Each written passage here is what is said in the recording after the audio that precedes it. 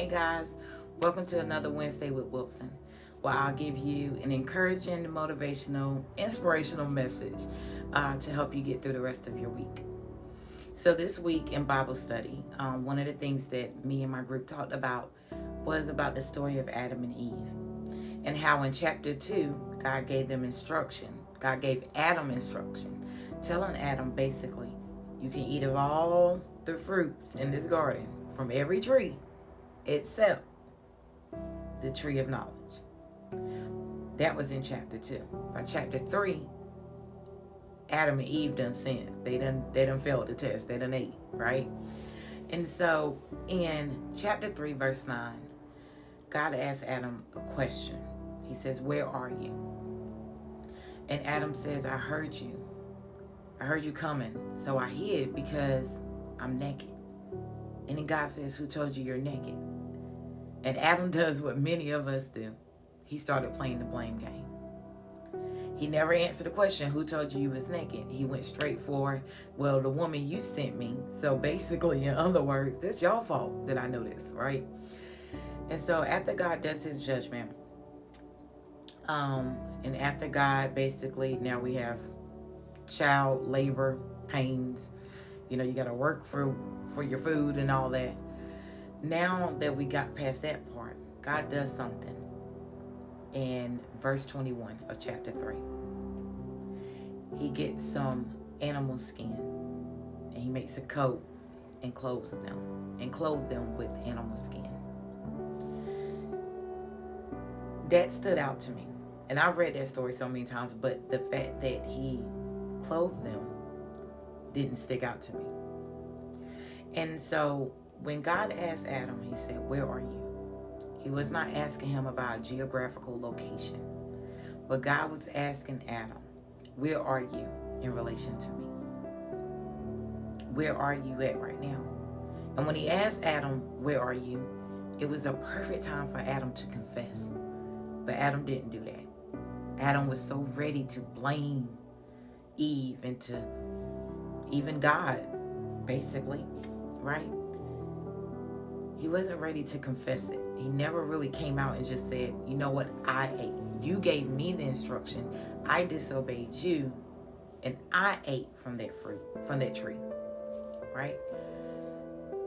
And it made me think about how even in our disobedience, God is still so gracious and so loving, so kind, so forgiving, and so merciful that he still finds a way to clothe us in our nakedness.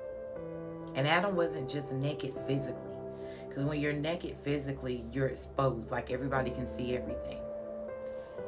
Adam was also exposed and naked spiritually, because now sin was exposed to him. He was exposed to sin. And so God still found a way to clothe him. And if we fast forward, God has clothed us.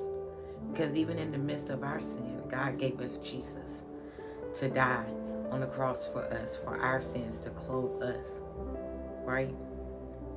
So what I want to encourage you to do is to spend some time for the rest of the week, or sometime during this week, pencil out sometime this week, and write down, where am I? And when you write that down, categorize it spiritually, emotionally, mentally. Where are you? Because God can clothe you in the areas where you're exposed. Be honest. Where are you in relation with him? Where are you mentally, emotionally, and spiritually? What are you struggling with? What do you feel like is holding you back? Where are you slipping? Where have you got distracted? Where have you let the enemy come and tell you opposite of what God told you? Where are you? And it's not about Eve. It's not about your Eve, because he talked to you, Adam. He told you what to do. He gave you the instruction. So right now you're Adam. Where are you, Adam? There's no need to hide because you're naked, because when we're naked, we give the opportunity for God to clothe us. So don't be, you might not like your list, okay? You might sit back and be like, okay, I'm not going to write this down, but he already knows it. God already knew where Adam was. I was waiting for a confession from Adam.